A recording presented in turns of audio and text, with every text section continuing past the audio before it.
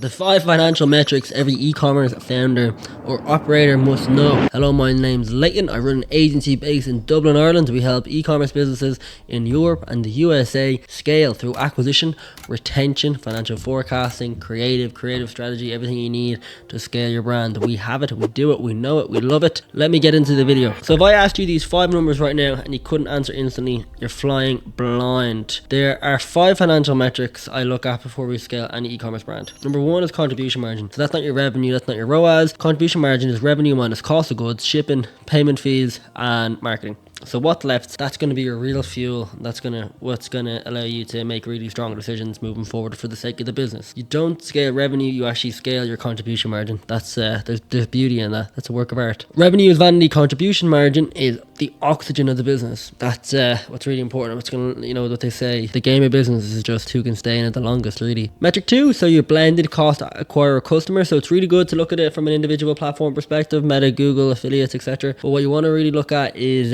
your blended just from a high level end of month performance perspective. So understand what your total marketing spend is divided by your total new customers across everything, because businesses don't necessarily scale in silos. So you don't want to, I'm not saying don't look at the individual platforms, but when you're making kind of high level decisions, I think it's good to have that strong number there. And then if you need to dig deeper into that, well then you can start looking at the different platforms. But understand what your blended CAC is anyway, because that's how your business is performing. If you don't know your blended CAC, you don't really know your real cost of growth, which is something that we're kind of really iterating to the brand that we're working with. Your CAC payback period, I think it's still quite a new one for some people, to be honest with you. I'm jumping on calls and some people are still not really aware of this. So your CAC payback period is how long does it take to get your money back, basically. So if your payback is 30 to 60 days, you can scale confidently. No matter what your payback is, if you know what it is and you have enough data to support that actually genuine, if you've been trading in long enough time horizon that you're confident that's the number, well then that gives you the confidence, and then that gives you the confidence to scale. But if it is 6 months or if it's longer than that, then you're most likely financing growth, and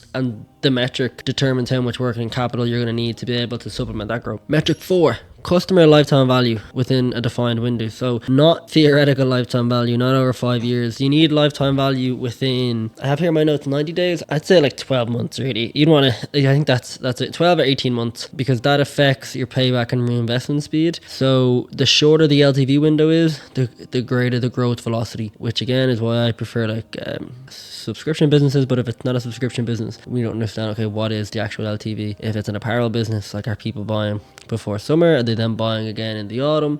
And then what are they buying in the winter? And how do our products reflect that? And what does that business look like holistically? Metric 5, your marketing efficiency ratio. So total revenue divided by total marketing spend. This gives you your business level view. Again, really cool metric to look at the end of the month or the quarter. But if you spend 100 grand on marketing and generate 400k in revenue, your MER is 4. So that 100k on marketing, that's not just your ads, that's your agency, your content, you want to look at your holistic marketing activity and then generate that MER target. So this removes channel bias and it forces you to see the system as a whole, which, to be honest, is really important. So you can have one channel performing well while the overall business is under pressure. So, you know, your Meta could be performing really well from a channel perspective, but if you've spent like a fortune on content and ads and influence in the back end, well then your MER holistically isn't going to be as strong as you probably think it is. So yeah, so these 5 metrics together tell you how profitable you are, how efficient your acquisition is, how quickly you're getting your cash back, and how strong your retention is, and how scalable the model is, which is what we really want to understand. We want to understand, okay, what have we learned so far having this business, and where can we take it with the information and the data that we know. If you look at all these 5, you're going to be able to see a strong machine. You're going to be able to look at your business much more as an asset. So if you're running an e-commerce brand, ask yourself, do I know my contribution margin? Do I know my blended CAC? Do I know my payback period? Do I know my 180 day to 12 months LTV?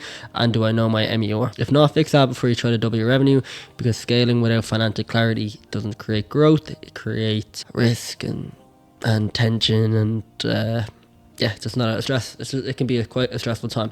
So dial that in. My name is Leighton. If you like this video, please leave a like and a comment. Don't forget to subscribe. And if you'd like to have a conversation, my calendar is open. I'll leave it in the description below.